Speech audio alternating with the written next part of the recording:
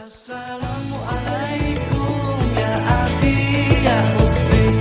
Assalamualaikum ya akhi ya ukhti. Salam hai saudaraku. Semoga Allah merahmati. Assalamualaikum warahmatullahi wabarakatuh. Alhamdulillahilladzi anzala ala abdihil kitaba wa lam yaj'al lahu 'iwaja wa anzala as-sakinata fi qulubil mu'minina liyazdadu imanan ma'a imanihim. Asyhadu an la ilaha illallah wahdahu la syarikalah wa asyhadu anna sayyidana Muhammadan abduhu wa rasuluhu la nabiyya ba'da. Allahumma salli wa sallim wa barik ala sayyidina wa habibina wa syafi'ina wa maulana Muhammad sallallahu alaihi wasallam wa ala alihi wa ashabihi wa man tabi'a hudah. Qala Allah ta'ala fi kitabihil karim wa huwa asdaqul qailin. A'udzu billahi minasy syaithanir rajim. Bismillahirrahmanirrahim. Inna ad-dina 'indallahil Islam wa makhtalafal ladzina utul kitaba illa min ba'di ma ja'ahumul ilmu baghyan bainahum wa may yakfur bi ayatillahi fa innallaha sari'ul hisab. Wa qala an-nabiyyu sallallahu alaihi wasallam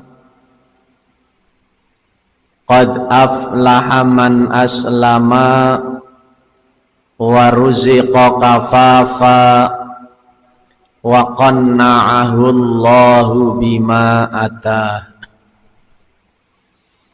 Shadaqallahul azim wa sadaqa rasuluhun nabiyul habibul karim wa nahnu ala dhalika minasyahidina wasyakirin walhamdulillahi rabbil alamin.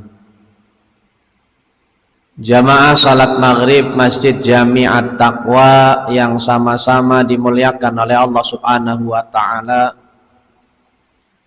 Sebelum kita melanjutkan kajian kita pada kesempatan malam hari ini, bertepatan dengan tanggal 8 Jumadil Ula 1445 Hijriah, yang juga bertepatan dengan tanggal 21 November 2023 Masehi, marilah terlebih dahulu kita bersama-sama memanjatkan puja dan puji serta rasa syukur kita kehadirat ilahi Rabbi Rabbil Alamin atas segala limpahan karunia, nikmat, taufik, hidayah serta ridhonya. Alhamdulillah, malam hari ini kita dipertemukan kembali dengan pengajian rutin di masjid yang kita cintai ini setiap Selasa malam Rabu, dalam rangka menambah wawasan keilmuan kita atau hazanah ilmiah kita, terutama dalam bidang agama.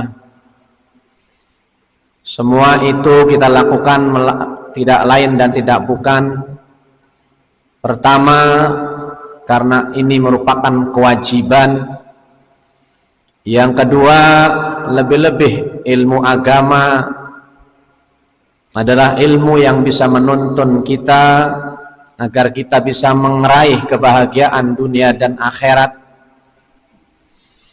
Dan yang terpenting dari semua itu adalah thalabul ilmi adalah merupakan syarat agar diterimanya amal-amal ibadah kita Karena orang yang beramal tidak dibarengi dengan ilmu, maka amalnya ditolak, tidak diterima oleh Allah Subhanahu wa taala. Mudah-mudahan dengan kita melaksanakan kewajiban thalabul ilmi ini dengan istiqomah, sekalipun masih banyak kekurangan dalam kita mengerjakan ibadah kepada Allah, mudah-mudahan wasilah thalabul ilmi semuanya akan sampai dan diterima oleh Allah Subhanahu wa taala. Dan mudah-mudahan kita semua terus dibimbing oleh Allah Subhanahu wa taala agar bisa meraih jalan yang lebih baik dan lebih benar, serta mudah-mudahan langkah kaki dan niat kita untuk hadir di majelis ilmu ini kelak akan menjadi wasilah dan sebab dimudahkannya langkah kita semua masuk ke dalam surga. Amin ya rabbal alamin.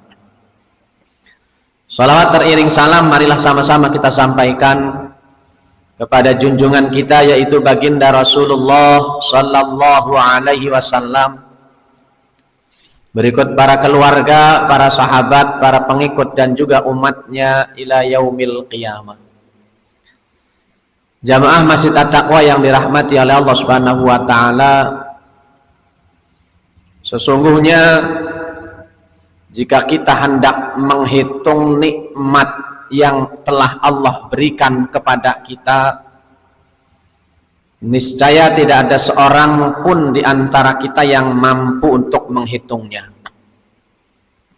Karena saking begitu banyaknya nikmat Allah yang diberikan kepada kita. Walaupun seringkali kita merasa bahwa kita tidak mendapatkan nikmat dari Allah, sehingga kadang kita tidak mau mensyukuri hidup yang sedang kita jalani ini. Itu tentu disebabkan karena kita terlalu berpikir banyak bahwa yang namanya syukur nikmat itu kalau habis dapat rezeki yang nomplok, naik pangkat, dapat gaji ke-13,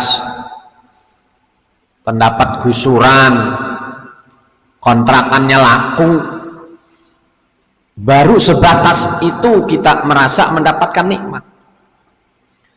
Padahal jika kita merenung betapa banyak nikmat Allah yang kita rasakan, bahkan malam hari ini nikmat Allah yang begitu besar dan paling berharga adalah nikmat kita bisa melangkahkan kaki sholat berjamaah maghrib sekaligus duduk sambil menunggu waktu isya dengan cara thalabul ilmi seperti ini. Karena nggak semua orang bisa, Pak. Banyak orang yang badannya sehat tapi tidak mampu melakukan seperti yang Bapak malam ini kerjakan. Itu bisa jadi karena hatinya sakit. Allah berikan kekuatan kepada tulang punggung kita sehingga kita bisa melangkah, melaksanakan ibadah, itu juga nikmat. Bahkan mungkin juga kita tidak merasa bahwa alhamdulillah mata kita ini masih bisa berkedip, Pak. Coba bayangin kalau mata kita ini nggak bisa ngedip, melotot aja. Pak Haji Ali pulang-pulang kata istrinya, waduh Bapak kesurupan di mana ini kan? Itu kadang kita nggak ngerasa. Padahal kalau betul kata Allah, wa in ta'uddu nikmatallahi la tuhsuha. Dan jika kamu hendak menghitung nikmat Allah, la tuhsuha, maka kamu tidak akan mampu menghitungnya. Terlalu banyak nikmat Allah itu. Innal insana la dzalumun kafar, tapi sesungguhnya manusia itu memang dzalumun kafar, zalim dan kafar. Zalim itu menganiaya diri sendiri atau tidak menempatkan sesuatu pada tempatnya. Kafar lagi menutupi nikmat. Ya tadi itu. Apalagi kadang-kadang yang udah pada pensiun itu merasanya nggak dapat nikmat saja. Ya. Padahal mestinya bersyukur, alhamdulillah. Sebelum pensiun, waduh berjamaah itu susah, mikirin kerja dan sibuk kerja. Begitu sudah pensiun, alhamdulillah lebih banyak berjamaahnya, lebih banyak ke masjidnya, lebih banyak hadir majelis taklimnya, alhamdulillah. Tapi kalau sudah pensiun makin jauh dari masjid, udah kurang ajar itu namanya itu. Ya, nggak mensyukuri pensiun itu kalau udah pensiun tapi masih sibuk, malah tambah sibuk. Karena ternyata banyak yang sudah pensiun malah makin sibuk, melebihi waktu belum pensiun. Itu yang namanya kafar itu. Artinya kafar dalam arti bukan kafar dalam agama. Kafar menutupi nikmat Allah. Maka pada kesempatan malam hari ini kita akan membahas tentang 6 nikmat yang terbesar dari Allah menurut versi Sayyidina Ali bin Abi Thalib karramallahu wajhah dan Sayyidina Umar bin Khattab radhiyallahu anhu. Kata Sayyidina Ali dan Sayyidina Umar radhiyallahu anhuma, beliau berdua berkata, an-ni'amu a'dhamuha sittatu asya.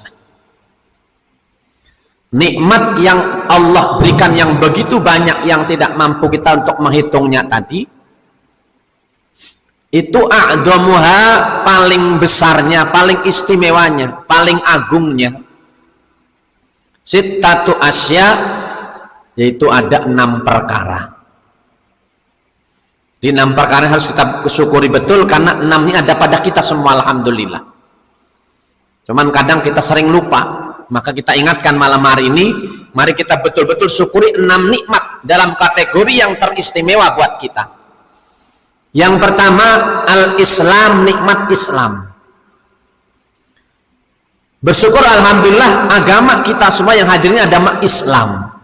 Terlepas Islam kita itu Islam keturunan, karena kebetulan Pak Haji Ali waktu lahir orang tuanya Islam, jadi ikut Islam, diadanin sebelah kanan telinganya, dikomatin sebelah kiri. Adapun secara khusus belum pernah mungkin kita baiat di hadapan ulama masuk Islam, enggak.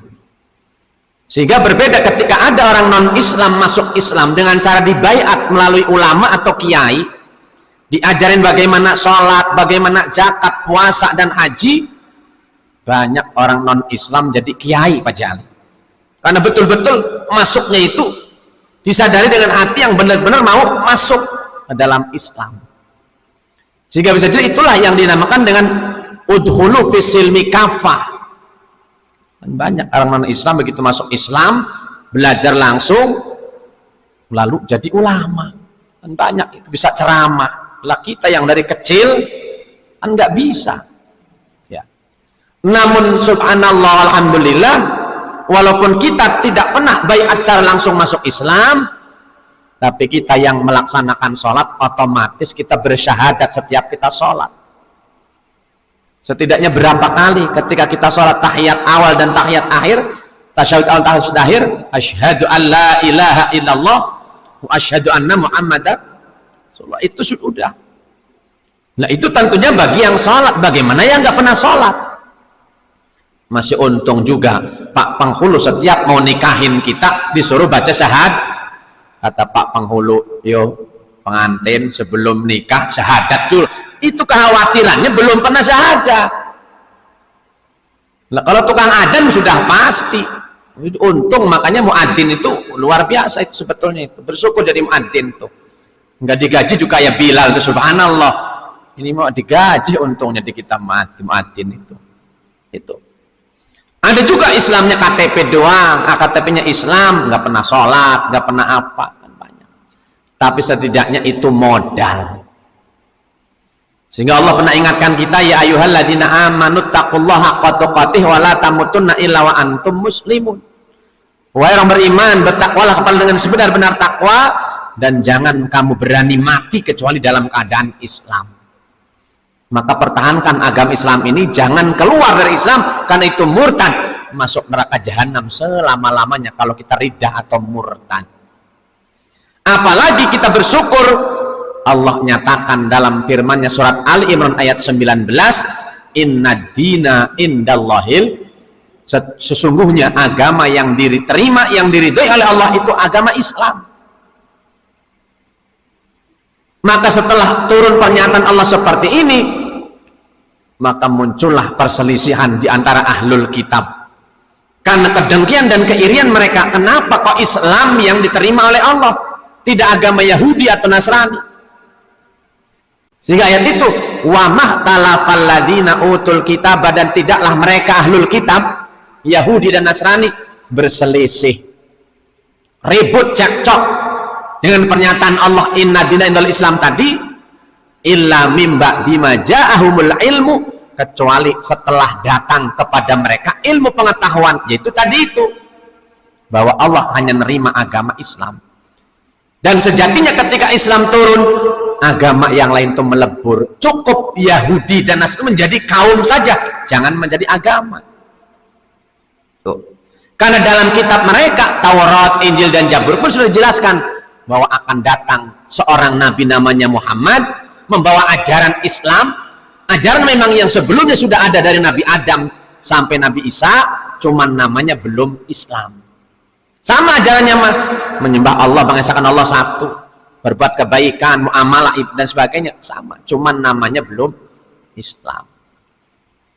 Jadi Yahudi Nasrani nggak terima bagyam bainahum, karena dengki.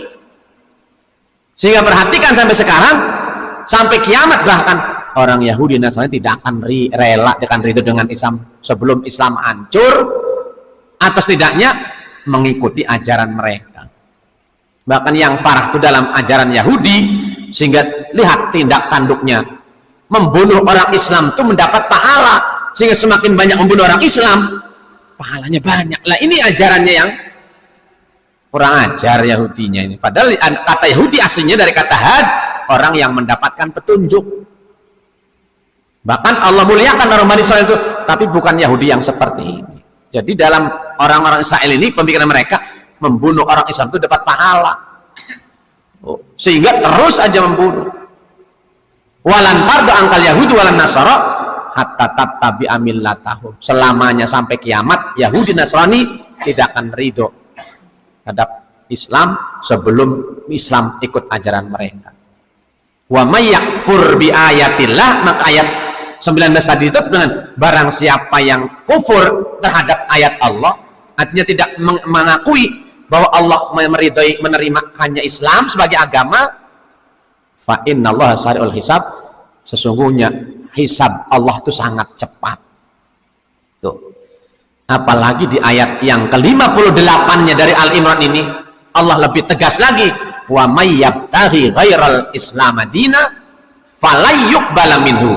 Barang siapa yang memeluk agama selain agama Islam, falay yuqbala minhu, selamanya sampai kiamat tidak akan diterima oleh Allah. Sekalipun orang itu banyak amalnya, baik perangainya dan sebagainya, tidak akan diterima. Wa huwa fil akhirati minal khasirin, dan di akhirat nanti termasuk orang-orang yang rugi. Ini yang harus kita pahami. Maka kembali harus kita syukuri, kita ini agamanya Islam. Maka bentuk syukur kita semestinya apa? Kita baru ikuti ajaran Allah tadi, ya ayyuhalladzina amanu dkhulu fis-silmi kafah wala tattabi'u khutuwatis syaiton. Ya, kalau tidak salah akhirnya seperti itu. Wahai orang-orang yang beriman, masuklah kamu ke dalam Islam kafah, secara keseluruhan. Ini kalau bisa perintah Allah ini, kita betul-betul masuknya. Setidaknya apa? Islam itu sudah ada pondasinya yang 5, syahadat, sholat, puasa, zakat, haji. Zakat haji ini pun kalau mampu, kalau tidak ya tidak. Tuh. Ini yang pertama. Yang kedua, nikmat yang harus kita syukuri yang besar adalah nikmat Quran. Alhamdulillah kita diberikan mukjizat yang luar biasa. Mukjizat sepanjang masa, sepanjang zaman. Kehebatannya bukan hanya dulu, sekarang, nanti sampai kiamat, Quran tetap mukjizat. Kenapa harus kita syukuri Quran? Karena Quran telah akan memberikan syafaat kepada kita, menolong kita. Fa innahu ya'ti yaumal qiyamati syafi'an li ashabih. Sesungguhnya Quran akan datang hari kiamat untuk menolong orang yang suka membacanya. Tongkat Nabi Musa mukjizat, hebat Pak, dulu tapi hebatnya. Ketika dulu di tongkat Nabi Musa dipungkulkan ke Laut Merah, laut belah jadi talan tol. Coba kalau sekarang Pak Haji Ali itu tongkatnya masih ada di museum Mesir itu, ambil tongkatnya pukulin ke laut, paling Pak Haji Alinya tenggelam sama lautan tongkatnya. Ya. Nabi Ibrahim dibakar dulu gak mempan, coba kita angus paling. Artinya mukjizat Nabi itu semua dulu hebatnya, sekarang sudah nggak berlaku. Tapi Quran dulu hebat, sekarang hebat, sampai kiamat juga tetap hebat. Maka harus kita syukuri, karena Quran itu akan menolong kita benerang dalam kubur kita, bahkan yang akan membawa pengantar atau cahaya untuk kita masuk ke dalam surga. Maka jangan jauh-jauh hidup kita dari Al-Quran, karena orang yang hidupnya dekat dengan Al-Quran, insya Allah keberkahannya, kenikmatan dalam jalan hidupnya insya Allah itu akan dirasakan. Karena sudah banyak contoh orang-orang yang menjaga Quran, karena Quran itu kalam Allah. Inna nahnu nazalna dzikra wa inna lahu lahafidz. Sesungguhnya kami yang menurunkan Al-Quran dan kami pun yang menjaga. Maka orang yang menjaga Al-Quran pasti hidupnya akan dijaga oleh Allah Subhanahu wa ta'ala. Yang ketiga itu nikmat dijadikannya Nabi Muhammad SAW sebagai Nabi kita. Nikmat kita menjadi umatnya Nabi Muhammad SAW. Mana ada Nabi dari Nabi Adam sampai Nabi Isa yang menjamin keselamatan umatnya, yang membela sampai hari kiamat umatnya, bahkan membersihkan dosa umatnya, nggak ada kecuali Nabi kita Muhammad SAW. Bahkan ketika Rasulullah SAW sakratul maut yang begitu sakit luar biasa, langsung Rasul meminta kepada Allah agar rasa sakit yang menimpa umatnya ketika sakratul maut itu diberikan kepadanya.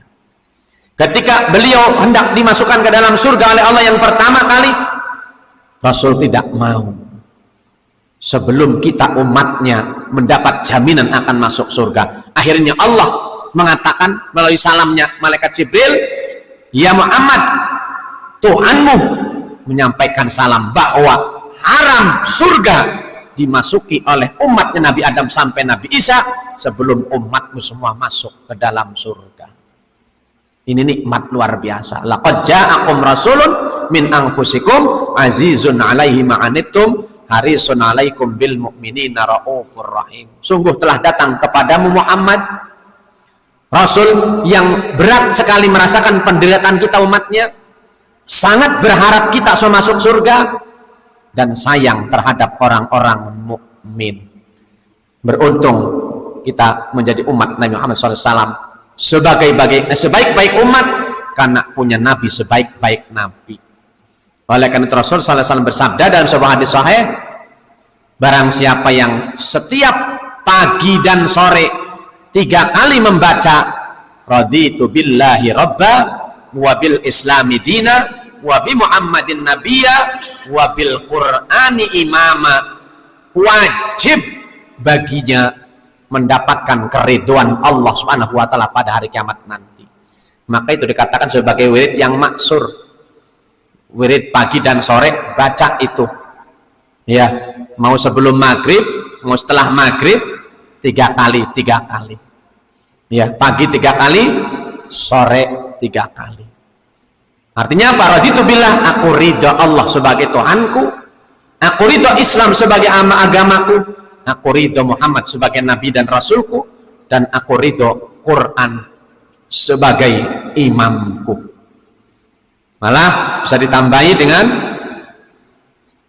Sayyidul Istighfar, pagi 3 kali, sore juga 3 kali. Allahumma anta rabbi la ilaha illa anta khalaqtani, sampai pada akhirnya kata Rasul, siapa yang baca itu pagi 3 kali, sore 3 kali, maka sekalipun dosanya sebanyak buih di lautan, semua akan diampuni oleh Allah Subhanahu wa ta'ala.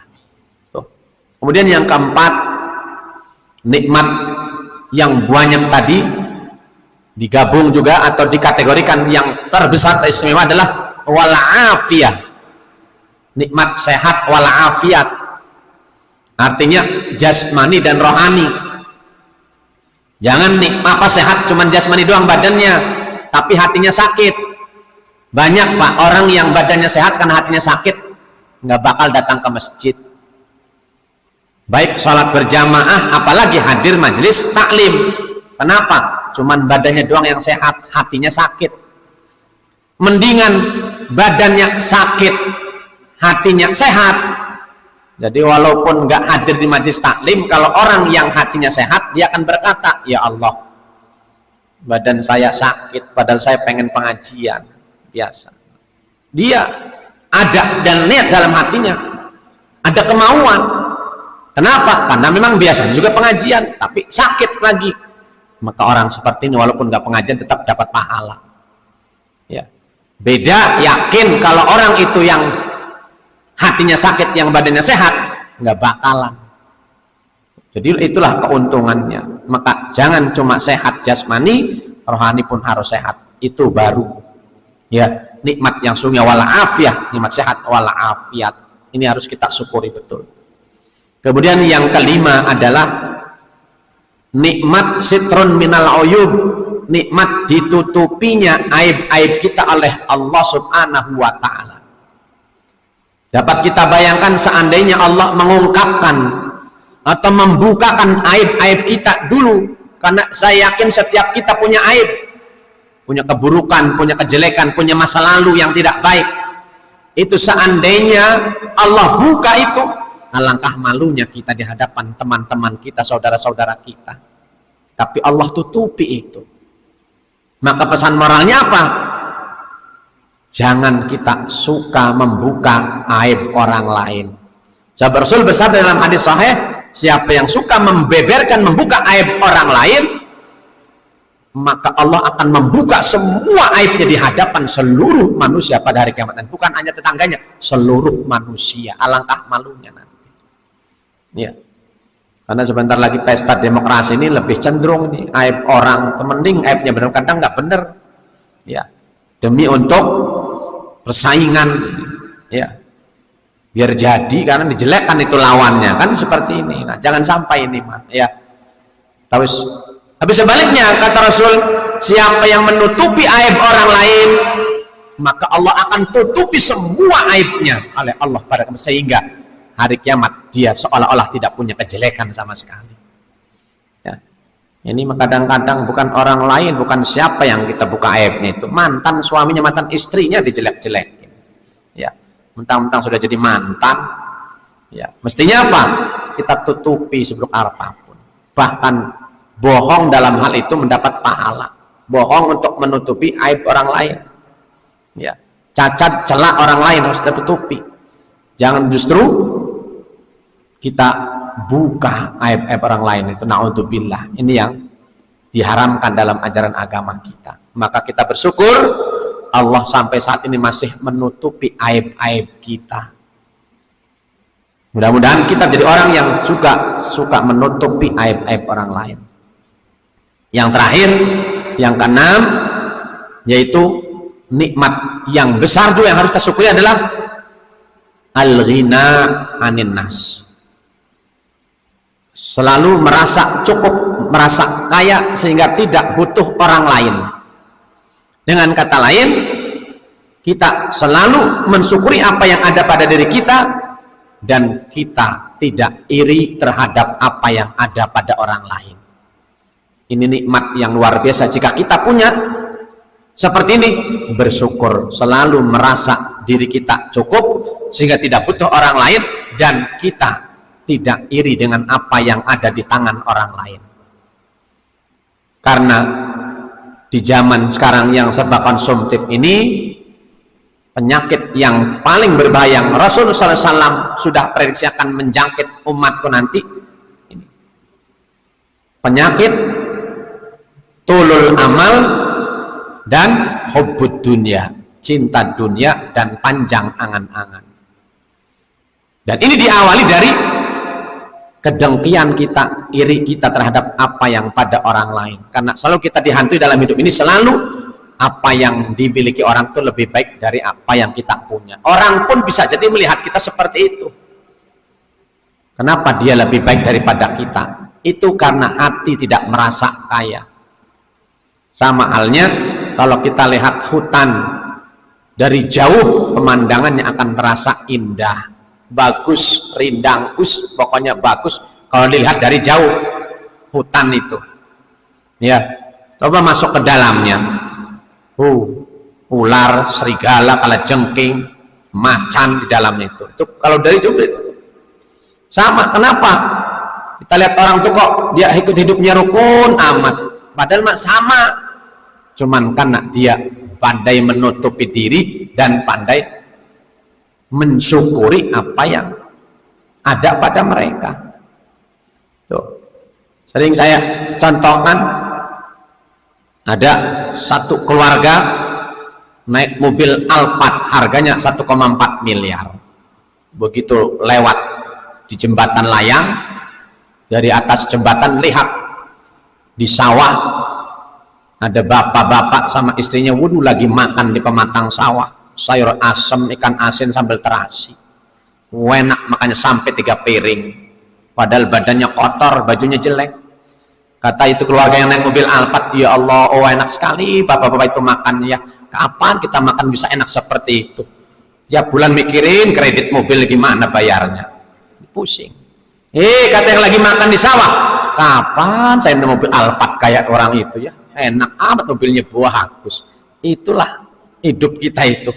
Ya, bahasa kitanya, kenapa rumput tetangga itu lebih hijau dari rumput rumah saya?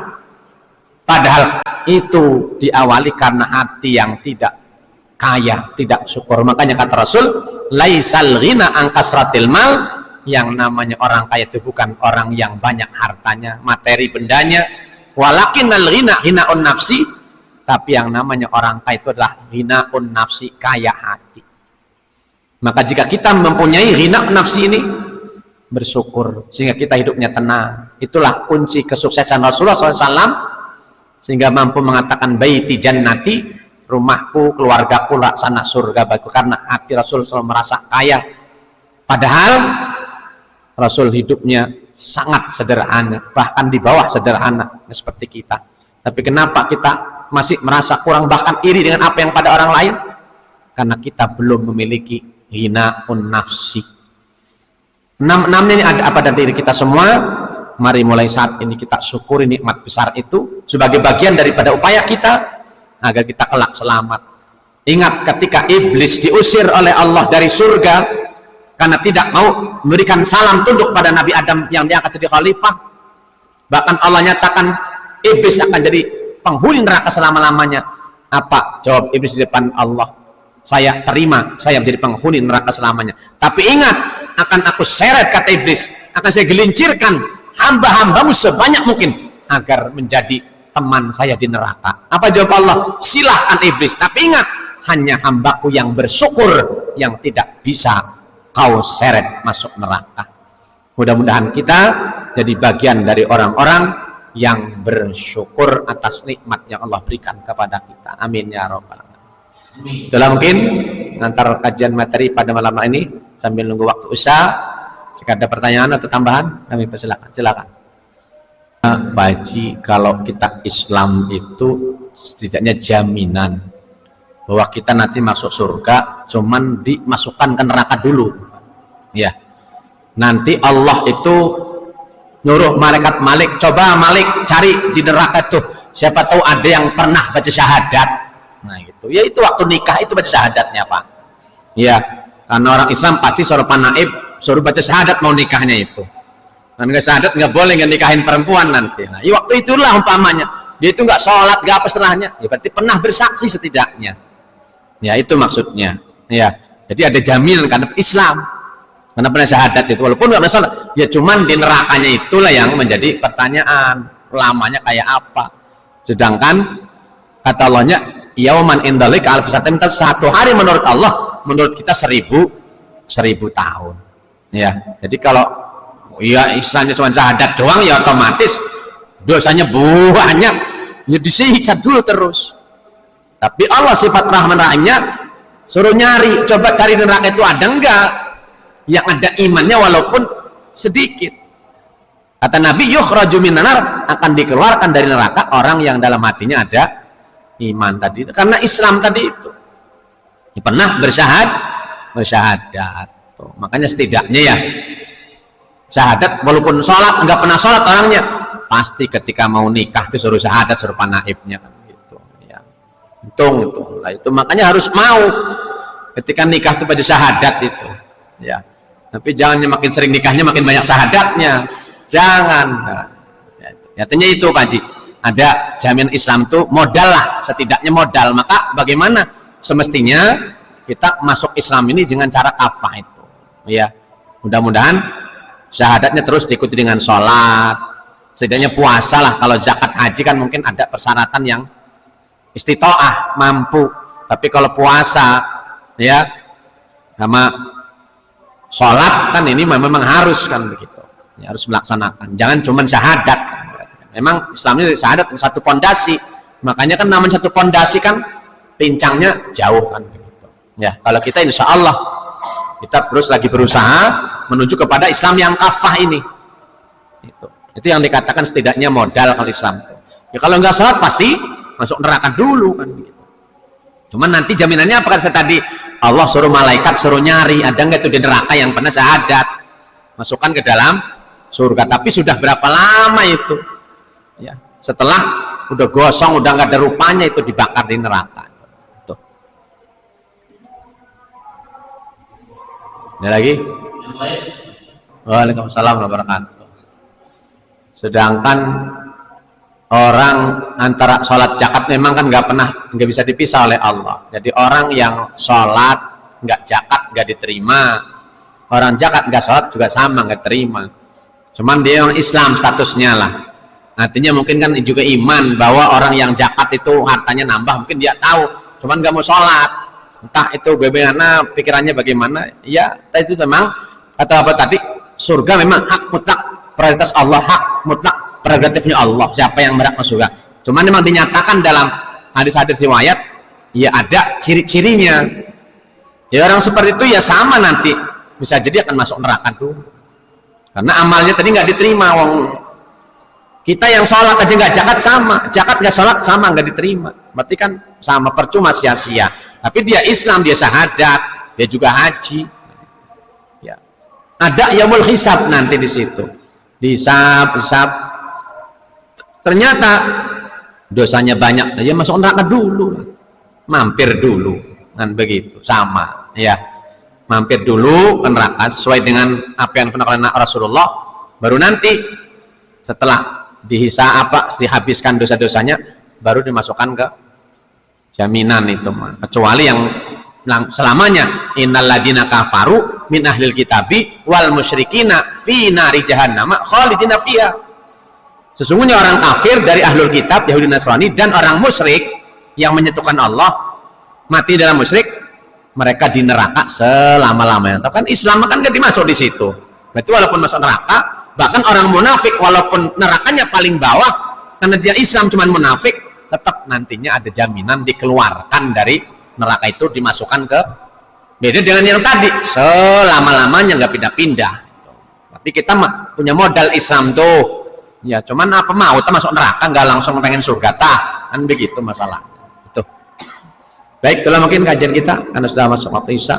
Mudah-mudahan apa yang kita kaji menambah wawasan kita, keyakinan kita yang harus kita syukuri bahwa 6 nikmat tadi ada pada diri kita, mari kita tingkatkan agar tadi orang-orang yang lebih baik dan menjadi amal ibadah kita yang paling baik dari Allah Subhanahu wa taala, sehingga kita mudah-mudahan kelak digolongkan di orang-orang yang husnul khatimah. Amin ya rabbal alamin. Tutup dengan subhanakallahumma bihamdik asyhadu an la ilaha illa anta astaghfiruka wa atubu ilaik bi rahmatika rahmanir rahim walhamdulillahil alamin. Hadani Allah wa iyyakum ajma'in wallahu al-muwaffiq ila aqwamit thariq. Assalamualaikum warahmatullahi wabarakatuh.